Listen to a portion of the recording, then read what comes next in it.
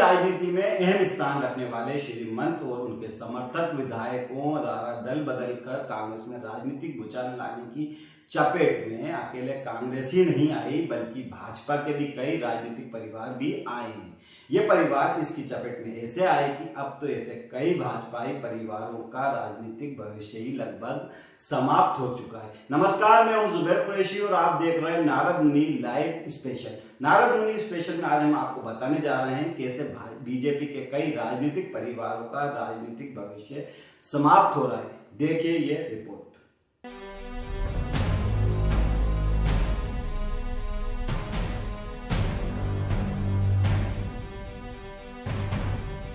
श्रीमती ज्योतिरादित्य सिंधिया के साथ पाला बदलकर कांग्रेस का दामन छोड़कर भाजपा का दामन थामने वाले कांग्रेसियों के कारण मध्य प्रदेश भाजपा के कई दिग्गज राजनीतिक परिवारों की राजनीति समाप्त होने के कगार पर पहुंच चुकी है। इनमें गौरीशंकर शेजवार, जयंत मलैया, स्वर्गीय कैलाश जोशी और स्वर्गीय प्रकाश सोनकर का परिवार शामिल है। अब इसमें एक नया नाम जुड़ता दिख रहा है, वो है चिटनिस परिवार। इस परिवार का प्रदेश की राजनीति में अहम स्थान रहा है। पूर्व में उनके प्रतिद्वंद और अब भाजपा में आ चुके निर्दलीय रूप से चुनाव जीतकर विधायक बने सुरेंद्र सिंह उर्फ शेरा को चिटनिस के राजनीतिक भविष्य को अस्तांचल की ओर ढकेलने वाला माना जा रहा है। हाल ही में सूबे के मुखिया शिवराज सिंह चौहान के जन्मदिन के अवसर पर जिस तरह से शेरा द्वारा प्रदेश के एक बड़े समाचार पत्र में लाखों रुपए खर्च कर शुभकामनाओं वाला विज्ञापन छपवाए गए, उससे तो यही संदेश जाता है कि अब शेरा को पूरी तरह से भाजपा की सरकार में समाहित कर लिया गया है। दरअसल बुरहानपुर से पूर्व मंत्री अर्चना चिटनिस को हराने वाले सुरेंद्र सिंह उर्फ शेरा आम विधानसभा चुनाव में कांग्रेस से बागी होकर निर्दलीय जीत कर विधानसभा पहुंचे थे। हालांकि कांग्रेस की राजनीति में शेरा को पूर्व मुख्यमंत्री दिग्विजय सिंह का बेहद करीबी माना जाता था, लेकिन इसके बाद भी पार्टी ने उनकी टिकट की दावेदारी खारिज कर दी थी, जिसकी वजह से वह निर्दलीय रूप से चुनावी समर में कूद गए और उन्होंने भाजपा की तत्कालीन कद्दावर मंत्री अर्चना चिटनिस को तो हराया ही, साथ ही कांग्रेस प्रत्याशी को भी तीसरे स्थान पर रहने को मजबूर कर दिया था। बुरहानपुर जिले की राजनीति में चिटनिस परिवार का 2 पीढ़ियों से दबदबा माना जाता है। अर्चना चिटनिस के पहले उनके पिता बृजमोहन मिश्रा भी राजनीति में रहे थे, वह विधानसभा अध्यक्ष भी रहे थे। उनके बाद उनकी राजनीतिक विरासत को अर्चना द्वारा आगे बढ़ाया जा रहा है। भले ही चिटनिस पहला विधानसभा का चुनाव नेपानगर से हार गई थी, लेकिन उसके बाद उन्होंने अपनी सीट बदली और बुरहानपुर को अपना राजनीतिक क्षेत्र बना लिया। इस सीट से वह 3 बार लगातार विधायक निर्वाचित हुई हैं और हर बार उन्हें प्रदेश सरकार में कई महत्वपूर्ण विभागों का मंत्री बनने का मौका मिला।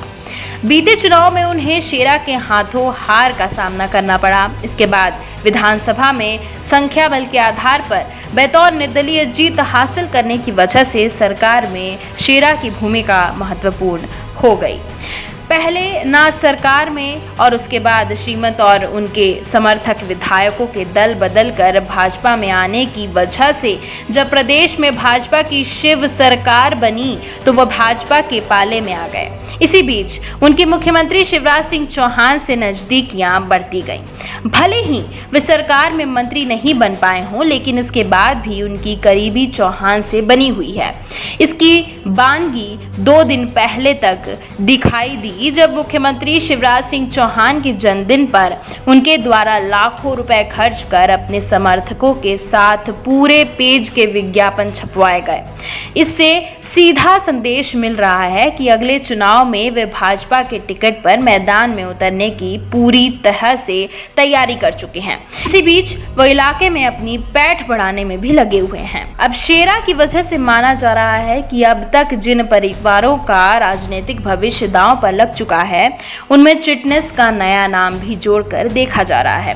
दरअसल प्रदेश की राजनीति में श्रीमंत और उनके विधायक के दल बदल कर भाजपा में आने से पहले रायसेन जिले की सांची में गौरीशंकर शेजवार और उनके पुत्र मुदित शेजवार, दमोह में जयंत मलैया और उनके पुत्र सिद्धार्थ मलैया, खंडवा जिले की हाट पिपलिया में पूर्व मुख्यमंत्री स्वर्गीय कैलाश जोशी के पुत्र पूर्व मंत्री दीपक जोशी और इंदौर जिले के सांवेर विधानसभा क्षेत्र में स्वर्गीय प्रकाश सोनकर और उनकी विरासत संभाल रहे राजेश सोनकर परिवार का ही दबदबा रहता आया है। अब इन सभी के विधानसभा क्षेत्रों में दल बदलकर भाजपाई बने नेताओं का कब्जा हो चुका है।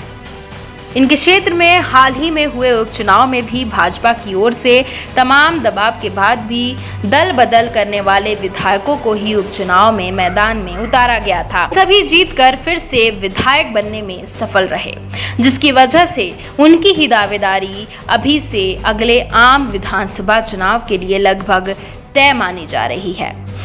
इन परिवारों के सदस्य रह चुके हैं मंत्री।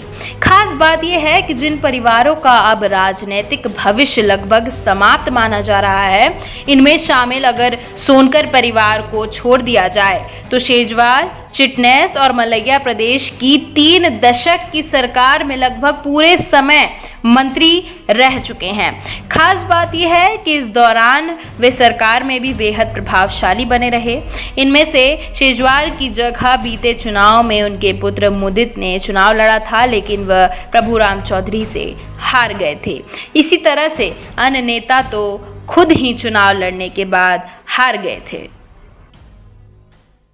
तो देखा आपने किस तरह पूर्व कांग्रेसियों की वजह से भाजपा के दिग्गज भाजपा में ही बेगानी से नजर आ रहे हैं और अब अपनी राजनीतिक जमीन बचाए रखने के लिए किस तरह का संघर्ष कर रहे हैं। तो फिलहाल नारद मुनि में इतना ही।